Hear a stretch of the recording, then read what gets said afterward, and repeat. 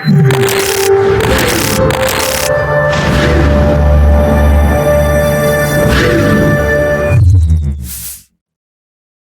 previous class we discussed the topic: how to enrich soil fertility, adding fertilizer, manuring, mulching, crop rotation, leaving fallow. In today's class we will be discussing the topic: preparation of compost and manure. Meaning of compost and manure. Compost and manure are used as a fertilizer for growing plants. The difference between compost and manure is the content. Compost is made of decayed organic materials such as leaves, grasses, etc. Organic materials are materials from plants, while manure are the animals' dung, feces, urine, dead animals, etc. Thanks for watching.